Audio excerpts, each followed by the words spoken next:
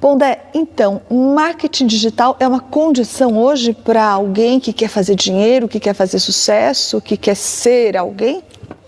Eu não acho que seja já universal para todo mundo, né? Mas pessoas que estão principalmente em começo de carreira, jovens principalmente, alguém que está querendo abrir um novo negócio, alguma coisa assim, a submissão ao marketing digital, entendido como uma forma de você se tornar visível, se tornar relevante dentro do nicho de mercado que você quer. Claro que tem nichos que isso é mais importante, nicho que isso é menos importante, mas me parece que sim, é uma condição sine qua non. E ao mesmo tempo é uma prisão, porque tudo que você depende muito acaba prendendo você.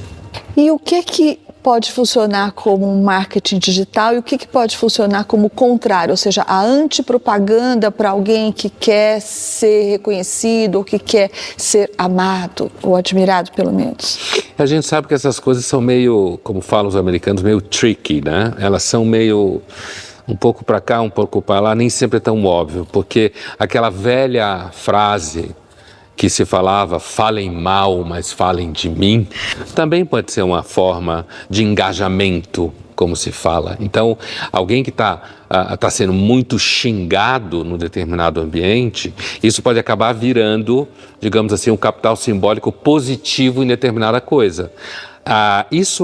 Eu acho que essa é uma das características, eu vou usar uma expressão clichê, mas é o que eu quero dizer, uma das características positivas das redes sociais, é que elas ainda acomodam em alguma medida posições diferentes na medida em que você tem mercados distintos para determinadas posições, né?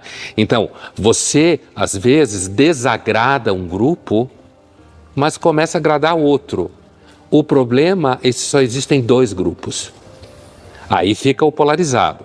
Mas quando você sai do ambiente político enquanto tal, você pode ainda ter um grupo que você desagrada, mas por desagradar esse grupo, você agrada mais 2, 3 grupos. Então, o mercado digital, ele continua em alguma medida funcionando como espaço de mercado, né? A famosa ordem espontânea e expandida do Hayek, que ninguém tem controle absoluto.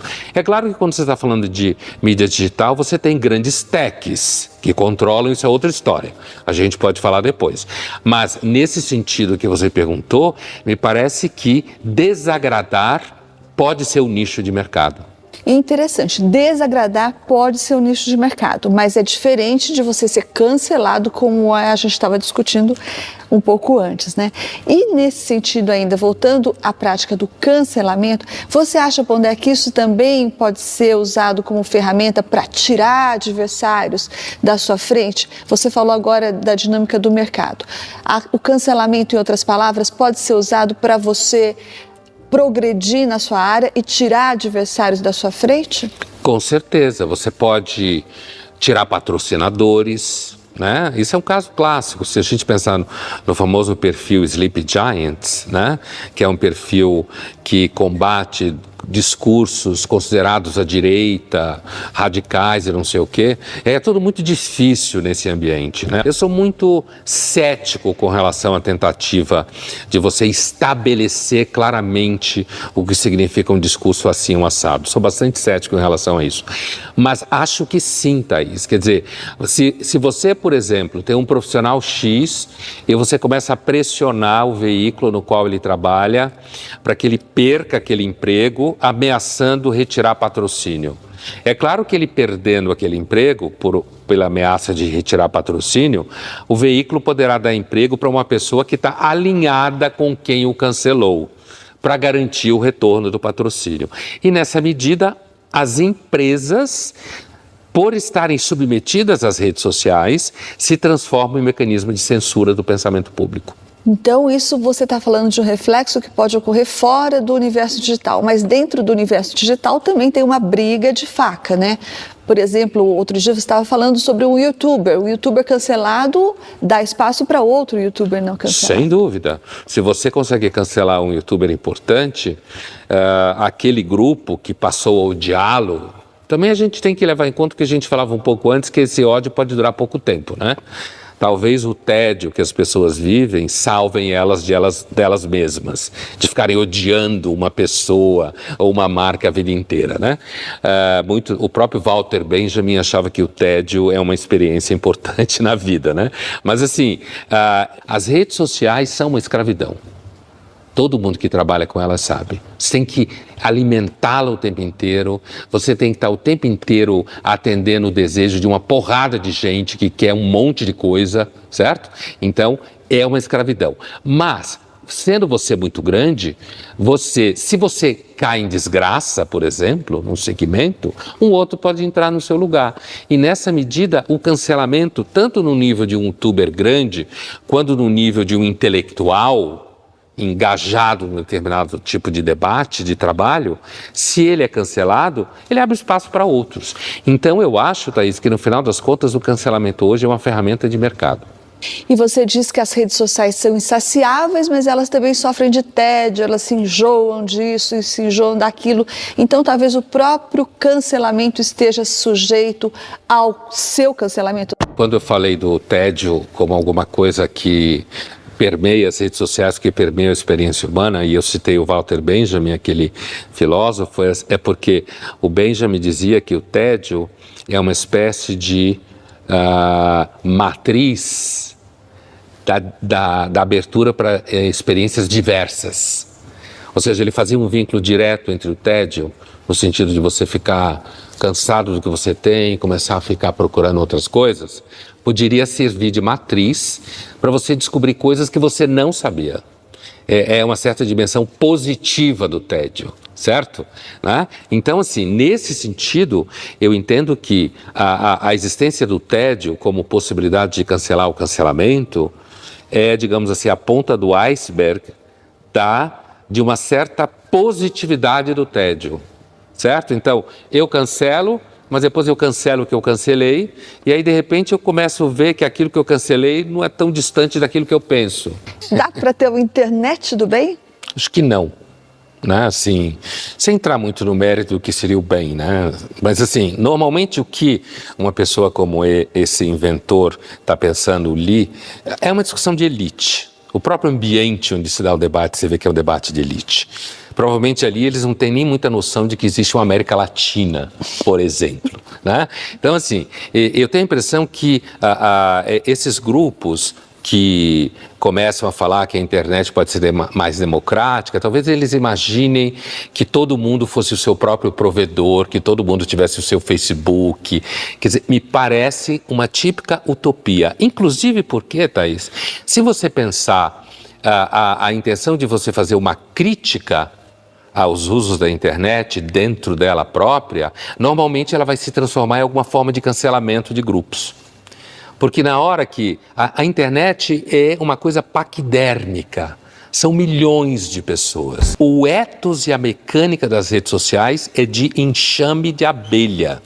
Então, qualquer mecanismo de crítica em larga escala acaba virando uma forma mecânica de cancelamento. Então, esse tipo de discussão serve para abrir nichos de mercado.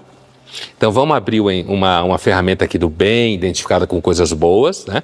Eu não estou dizendo que você não pode fazer coisas importantes na internet, óbvio que não, né? Essa discussão nem merece ser levantada. Internet é que nem avião, joga bomba e transporta gente, de vez em quando cai e às vezes é muito bom, né? Mas de vez em quando não, muito raramente, né? Acho que os danos da internet é mais comum do que dos aviões, quando caem ou soltam bombas. Mas a impressão que eu tenho é que esses grupos, como do dilema das redes, sabe? Na realidade você vai constituindo novos nichos de mercado. E agora você fala, não, a internet é mais democrática, você lança uma marca que é a internet democrática, aí você começa a ganhar dinheiro e você tem que levar em conta que grande parte desse público é gente jovem.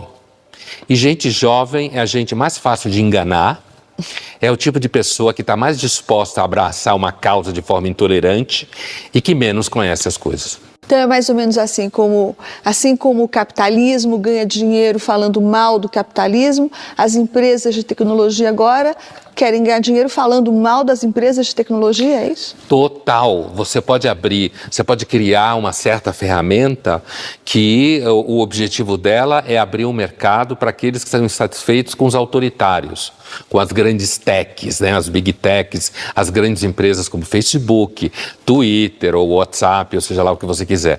Então, o capitalismo, você pode ganhar dinheiro escrevendo livro contra o capitalismo. Você pode ficar famoso escrevendo livro contra o capitalismo. Você pode ter uma grande empresa de mídia que fatura falando mal do capitalismo, certo? Isso prova que o capitalismo ele é resiliente e prova que ele é uma entidade, grosso modo, que ele é um mercado que é espontâneo, se expande sem que ninguém tenha absolutamente o controle total, mas que você pode ganhar dinheiro justamente falando mal dele. E aí você pode abrir uma small tech no começo, né? E quem sabe um dia até vender para uma big tech, para uma grande empresa de informação, que vai abrir uma linha de produtos falando mal dela mesma com outro nome. E quem vai saber que é a mesma empresa? Bom, Dé, mas com tudo isso, tem uma certeza, com todas essas limitações, essas críticas, esses perigos, esses riscos, a gente não pode mais viver sem as redes sociais, ou a gente pode viver sem as redes sociais um dia? Acho muito difícil, Thaís. É mais ou menos como a gente pensar que a gente poderia viver sem aviões, a gente poderia viver sem métodos de transporte, né? Que a gente poderia viver sem vacinas, que a gente poderia viver sem antibióticos, né? Me parece muito difícil. As redes sociais, elas são, de certa forma, muito mais capilarizadas do que isso tudo que eu citei aqui como exemplo. Acho que não. É claro que você pode ter pessoas, é muito interessante, porque assim, de repente, você pode ser aquele tipo de pessoa que decidiu não ter redes sociais, né? Se você é uma pessoa que já tem uma certa idade e já está constituída profissionalmente e economicamente, de repente você pode ter uma relação com a internet um pouco distante, que até é chique. Uma das formas de você definir comportamento de luxo é você não ser fissurado em redes sociais. Não tem nada mais elegante do que você não estar nem aí para as redes sociais. Mas para não estar nem aí para as redes sociais, você tem que ter um percurso profissional constituído e uma vida economicamente de alguma forma sustentada, né? Se você é um jovem entrando no mercado de trabalho, é muito difícil você não depender e não trabalhar com as redes sociais. Então, me parece impossível se pensar um mundo sem redes sociais.